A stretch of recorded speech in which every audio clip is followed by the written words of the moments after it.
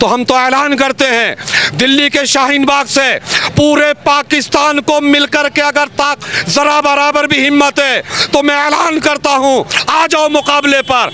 हम कौन जीतता है, हमारी सेना, हमारा प्रशासन सक्षम है। ये नारे आप सुन रहे होंगे, ये नारे पाकिस्तान के खिलाफ हैं। पाकिस्तान मुर्दाबाद की गूंज इस वक्त भारत में है और हत्यारों को यानी कि उन आतंकवादियों को फांसी की मांग यहां पर उठ रही है।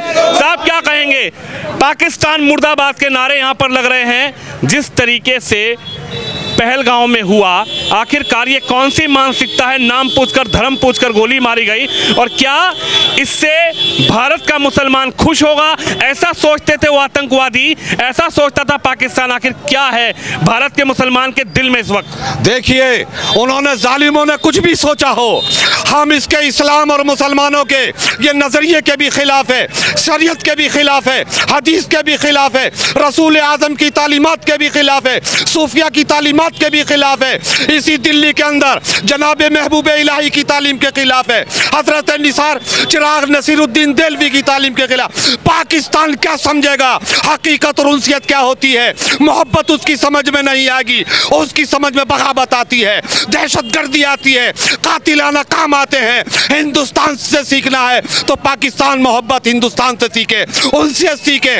वो जालिम कटोरे हैं, भिखारी हैं, वो समझते थे कि हिंदुस्तान का मुसलमान खुश हो जाएगा। अगर करीब में हिंदुस्तान के अगर पाकिस्तान होता तो हिंदुस्तान का नौजवान उनके जबड़े खींचकर उनको ऐसी सच देखता कि उनको अपनी माँ का छड्डी का दूध याद। पाकिस्तान चाहता क्या है, उसकी समझ नहीं आ रही, वो किससे टक्कर लेना चाह रहा है? वो ये चाह रहा है कि इनसे ये मुल्क चल नहीं रहा। अगर हिंदुस्तान का वजीर आजम अगर नरेंद्र मोदी और अमित शाह और राजनाथ सिंह चंद दिनों में देख ले, अगर तू औकात में रहना चाहता है तो रह ले, वरना ये हिंदुस्तान का हिस्सा था, हिंदुस्तान में हम शामिल कर लेंगे और तुम देखते रह जाओगे। और अलकरीब वो वक्त आएगा कि पीओके हो या ये पूरा पाकिस्तान हो, अलकरीब हिंदुस्तान में जम हो जाएगा और ये भिखारी कटोरे जालिम शातिर अंदाज में मुंह देखते रह जाएंगे। क्या कहेंगे, भीख मांगने की औकात हो रही है पाकिस्तान की? भीख मांग रहा, कभी चाइना के सामने हाथ फैला देता है, कभी किसी मुल्क के सामने हाथ फैला देता है, कभी आटा नहीं है, रोटी नहीं है, लेकिन झूठ बोलने की आदत नहीं जाएगी। कह रहे हैं कि मुसलमान हिंदुस्तान में परेशान है और आपस में ही लड़ाई झगड़ा हो रहा है। जो ये आतंकवादी हमला हुआ है उस पर भी आरोप हिंदुस्तान पर ही दे दिया वहां के जो रक्षा मंत्री हैं। पाकिस्तान की जो साजिश थी, जो कायराना हमला किया है, बेकसूर लोगों को मारा है, जो वो एक स्टैंप लगाना चाहता था भारत के मुसलमानों पे,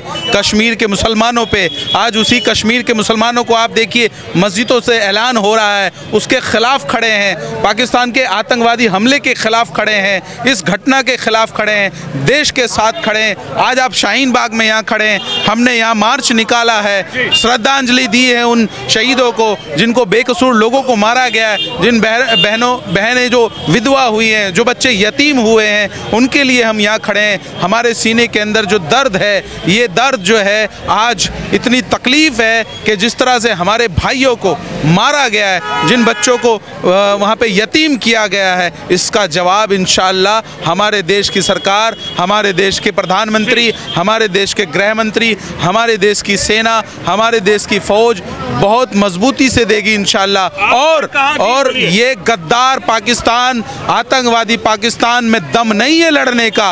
अगर दम होता तो हमसे पाकिस्तान 1965 की जंग में एक शहीद वीर अब्दुल हमीद ने घुटनों पे लाके खड़ा कर दिया था, धूल चटा दी थी सारे पैटर्न टैंक को। एक शहीद वीर अब्दुल हमीद ने तोड़ के उसको मिट्टी में मिला दिया था और ख़ुद भी शहीद हो गए थे।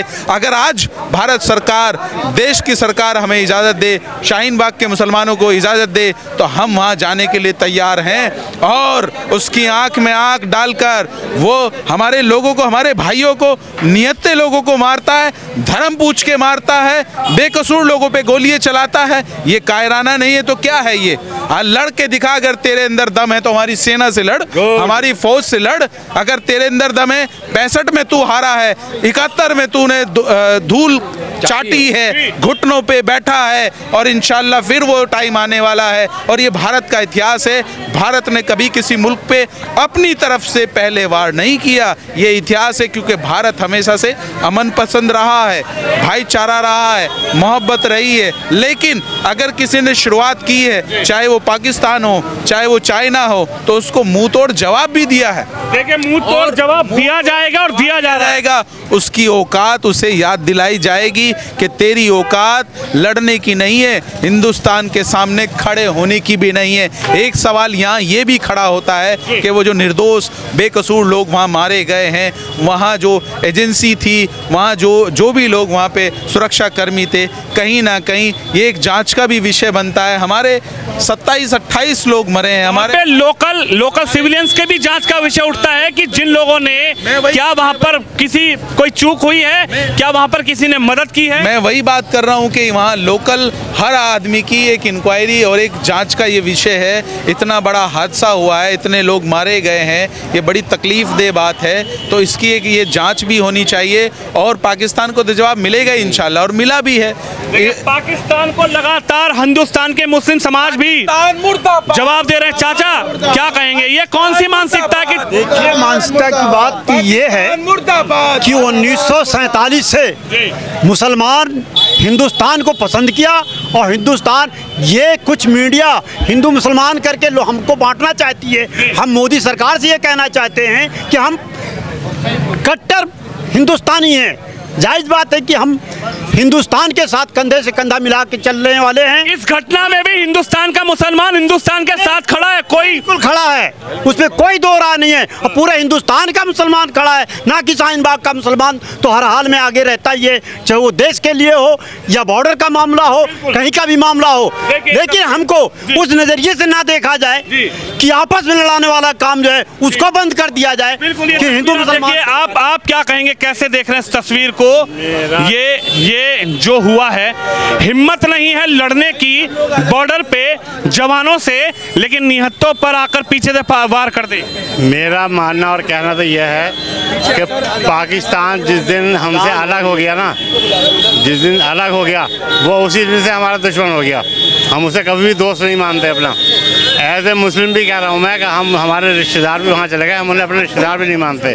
जो वहाँ चले गए वो हमसे अलग हो गए, वो अलग हो गए। आपको क्या लगता है, ऐसा हुआ है कि जो तस्वीर देखने को मिली है वो मुसलमान को खुश करने के लिए कि कलमा पढ़ के दिखाओ, पैंट उतार कर दिखाओ खतनी हुई है कि नहीं हुई है, आप आधार कार्ड दिखाइए, आप अपना नाम बताइए, ये जो किया है उन आतंकवादियों ने, क्या ये एक एजेंडा सेट किया है कि साहब अगर हम ऐसा करेंगे तो हमारे साथ मुसलमानों की भावनाएं मिलेंगी कि देखिए काफिरों को मारा है तो मुस्लिम समाज खुश हो गया है। हिंदुस्तान का मुसलमान अगर उनकी हत्या करने पे अगर खुश होता है हथियारों के, तो हम आपके साथ ये प्रोटेस्ट ना करते ही ये प्रोटेस्ट बिल्कुल नहीं होता कि हम एक आवाज़ में वो पाकिस्तान मुर्दाबाद का नारा लगा रहे हैं और उनके लिए सज़ा की मांग कर रहे हैं। ये बहुत बड़ी बात है, ये होना भी चाहिए। हम तो हिंदुस्तानी हैं ना, मुस्लिम हैं और हिंदुस्तानी हैं। क्या कहेंगे जिनकी हिम्मत नहीं हो रही है, औकात नहीं हो रही है कि जिन्होंने भारत माँ के सपूत पैदा किए हैं वहाँ लड़ने के लिए, फौज में जो शामिल हैं उनसे लड़ने की हिम्मत नहीं हो रही, कायराना हरकत कर रहे हैं। अरे लड़ना है, जंग लड़नी है, अपनी पावर दिखानी है, अपनी ताकत दिखानी है, तो बॉर्डर पे आमने सामने हो जाए ना।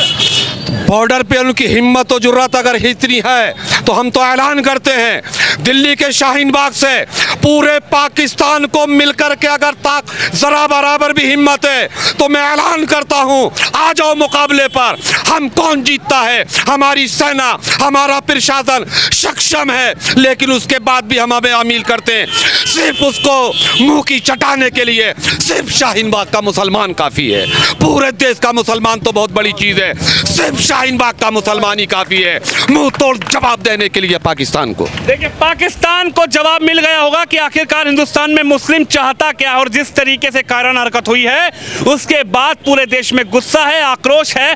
और ये तस्वीर मैं आपको दिखा रहा था कि किस तरीके से गुस्से में शाहीन बाग के मुस्लिम हैं और सीधा चेतावनी उन आतंकवादियों को दे रहे हैं, खासकर उन आकाओं को दे रहे हैं जो पाकिस्तान में बैठकर बिरयानी खाने का काम तो कर रहे हैं, लेकिन उनको पता नहीं है कि आखिर उन्होंने कर क्या दिया। एक सवाल मेरा और है, पाकिस्तान एम्बेसी में केक लेकर घुसा जा रहा था, वो शायद आप लोगों ने देखी है कि नहीं देखी, लेकिन क्या कहेंगे सर, पाकिस्तान एम्बेसी में केक लेकर घुसा जा रहा था। जब पूछा पत्रकारों ने कि भाई इतना बड़ा नरसंहार हो गया है, आप केक लेकर जा रहे हैं, इस पर क्या कहेंगे? ये कैसी बेशर्मी है? बहुत बड़ी बेशर्मी है इसमें।